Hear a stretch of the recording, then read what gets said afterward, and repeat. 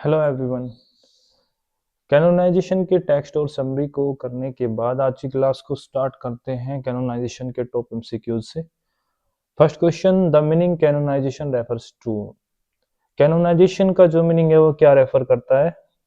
Sacrifice, immortal, mortar या फिर hermit. तो फ्रेंड, कैनोनाइजेशन का अर्थ है कि सेंट की जो संत लोग होते हैं उनसे रिलेटेड ये वर्ड होता है, उनकी सूची में शामिल करना, संत के समान होना। तो द आंसर होगा आपका hermit. Next question, the canonization is the sublime example of. जो सर्वोत्तम उदाहरण है कैनोनाइजेशन, वो मेटाफिजिकल पोएट्री का है या फिर ड्रामेटिक मोनोलॉग, एपिक या फिर allegory. The answer will be A, metaphysically poetry. और मेटाफिजिकल पोएट्री क्या होता है फ्रेंड? मेटाफिजिकल पोएट्री हमने टेक्स्ट की जब हम कर रहे थे तब भी मैंने आपको बताया था कि जो मेटाफिजिकली पोएट्री जिसमें एक्सटेंड यूज किया जाता हो मेटाफर का, एक्सटेंड यूज ऑफ मेटाफर, और साथ में ये एक विटी मैनर में होगी, कॉम्प्लेक्स होगी, और उसको क्या बोलते हैं? कंसीट भी बोलते हैं। कंसीट मतलब जिसमें एक्सटेंड मेटाफर का यूज हो, उसके उसे ये मेटाफिजिकल पोएट्री बोलते हैं।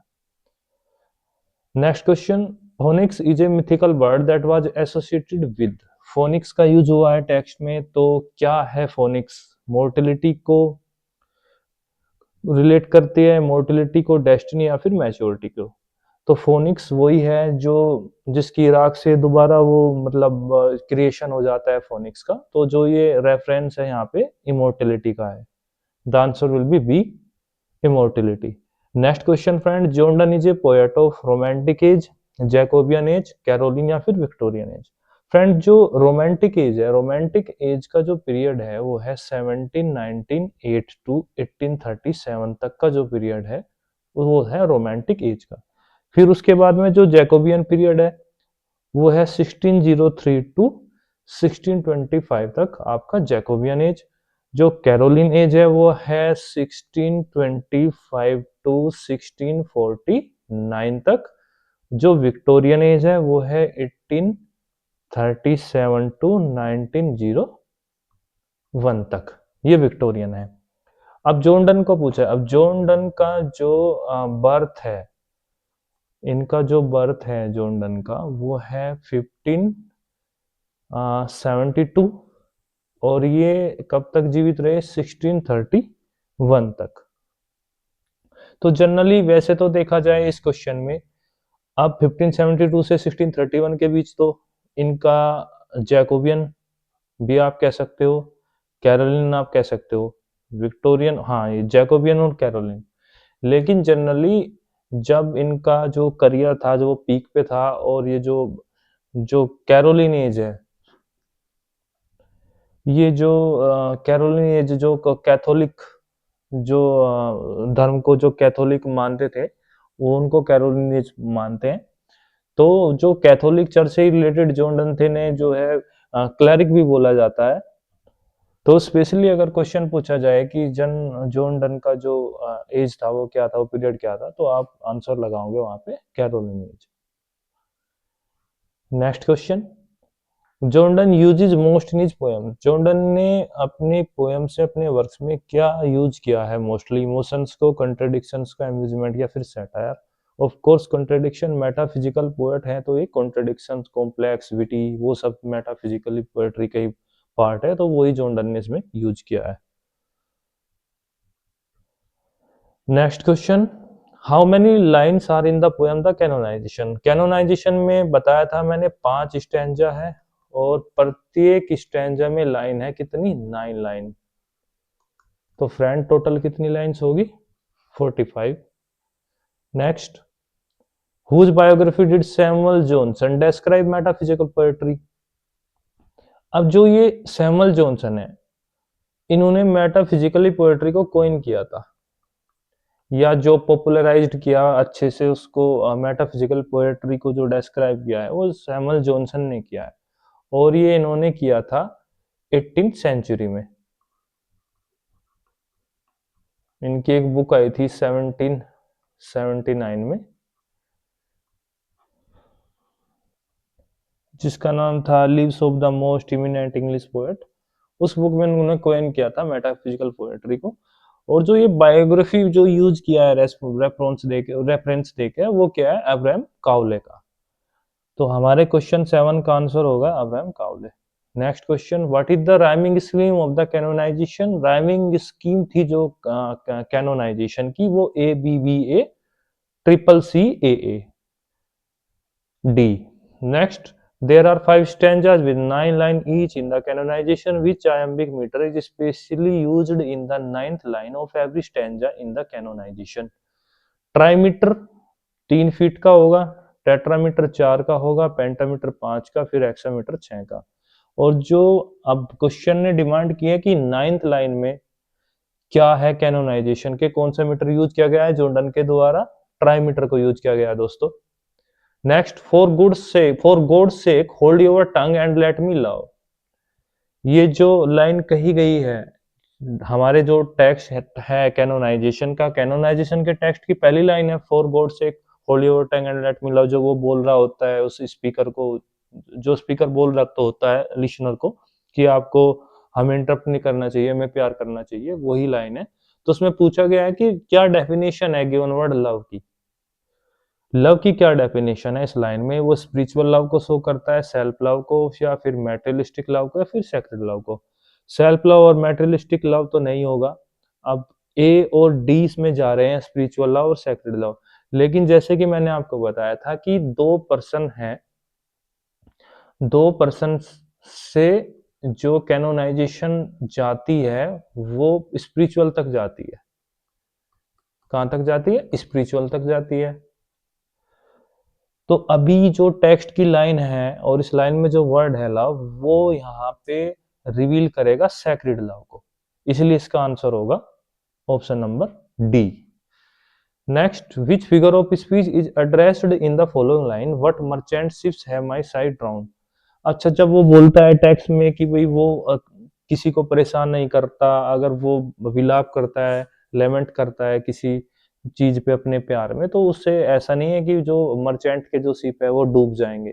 तो क्या बढ़ा चढ़ा के बातें की गई है कि भाई ऐसा क्या विलाप करना, ऐसा क्या आंसू बहाना कि मर्चेंट के शिप ही डूब जाए। तो ऑफ कोर्स इसमें हाइपरबली होगा। सिमिली सिमिली होता है, पढ़ा भी है हमने, पहले भी पढ़ा है कि कंपैरिजन करना, उसमें क्या दे देगा, लाइक दे देगा, ठीक है।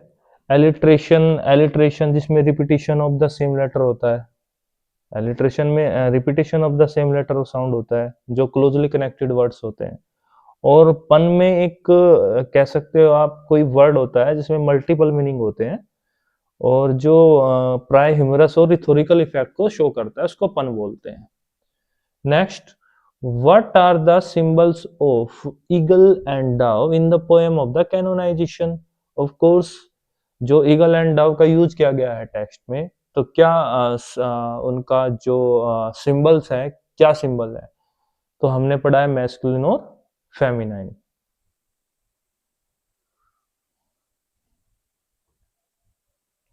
ये हो गया सी।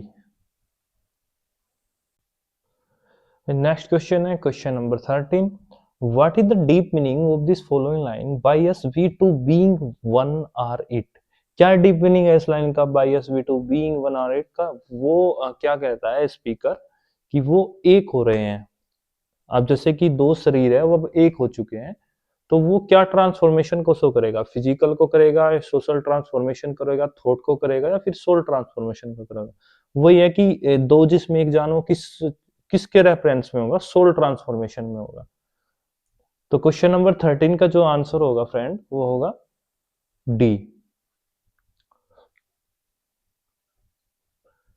Question number 14, and by these space all shall approve what does above lines space part refer to.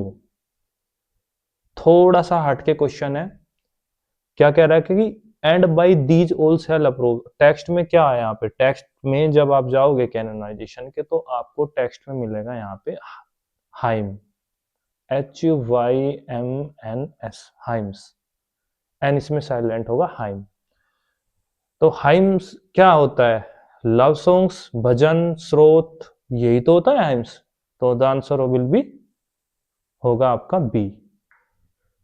Next, fill in the blanks in following line into the space of your eyes my friends, the answer will be B। यहाँ पे glasses होगा, into the glasses of your eyes, ये आपके text में मिलेगा। Next question, the canonization was first published in the year 1564।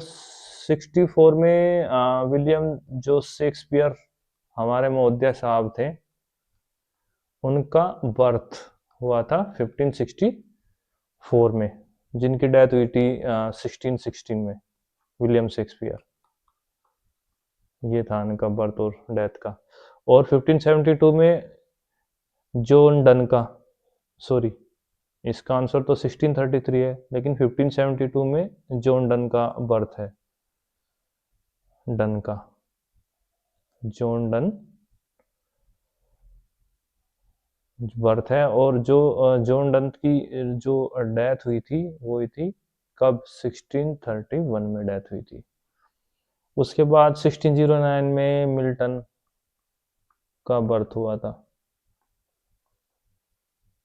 नहीं 1609 नहीं, Milton का बर्थ 1608 आई थिंक। बताना फ्रेंड कमेंट्स करके आप। वैसे 1608 में मिल्टन का जन्म हुआ था। और 1633 हमारे क्वेश्चन का आंसर है। जो कैनोनाइजेशन जो पब्लिश हुई थी वो 1633 में हुई थी। Next, who is called as the monarch of wit? Monarch of wit किसको बोला जाता है? Milton, Donne, Shakespeare, Keats, of course John Donne को जो है मोनार्क ऑफ विट बोला जाता है। मेटाफिजिकल पोएट्री की एक फीचर है विटी होना, कॉम्प्लेक्स होना, कंट्रडिक्शन होना, कंसीट, ये सभी मेटाफिजिकली पोएट्री की फीचर्स हैं।